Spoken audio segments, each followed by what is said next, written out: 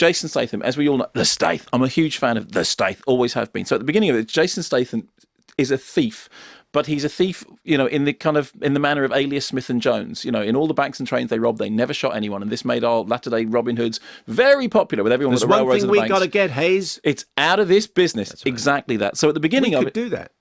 At the beginning of it, we see him doing a job which involves holding up a state fair, and he's incredibly decent, right down to the fact that one of the security guards involved starts to have a kind of asthmatic panic attack, and he talks them down.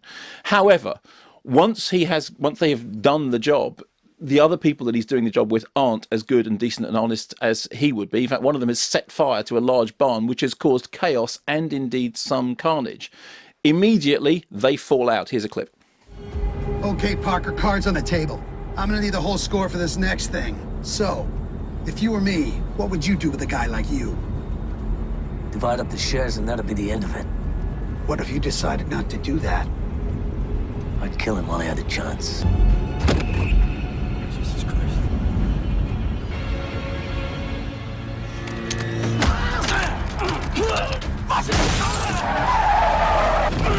Grab him!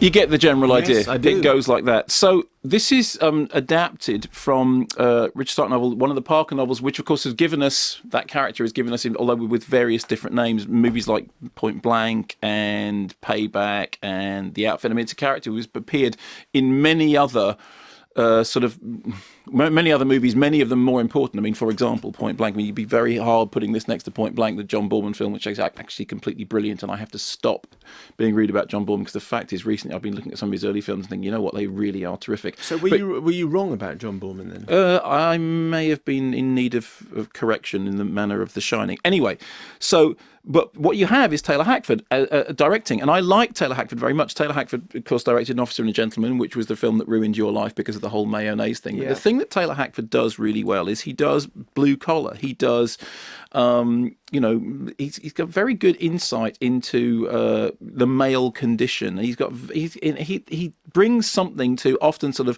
glossy, fantastical stories that feels earthy and real.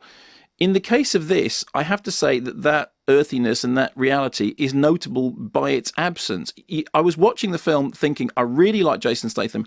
I really, really like Taylor Hackford. Jennifer Lopez is fine. What happens is he then decides he's going to get his revenge on the gang who threw him out by basically attempting to hijack their next job. And in order to do this, he ropes in Jennifer Lopez, who is working in an estate agency, essentially. And this is... You're watching the film, you're thinking, there are things in this that I really want to like, and the idea of Jason Statham working with Taylor Hackford seems to be really brilliant, because what Taylor Hackford ought to be able to do is to bring out exactly what it is which is best about Jason Statham. And there are scenes in which Jason Statham takes his top off, and there's scenes, there all that sort of stuff. Has he still got it? Oh, blimey, of course he has, yeah, in comparison absolutely. with just, Justin Bieber. I've never been in the steam room with Justin Bieber, so basically I couldn't tell you.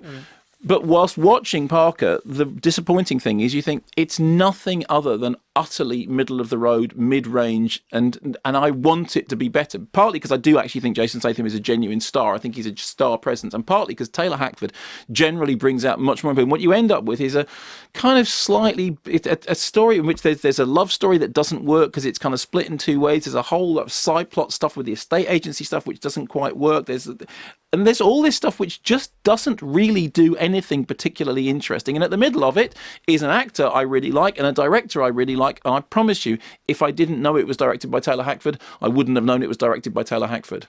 Not terrible, but very unremarkable.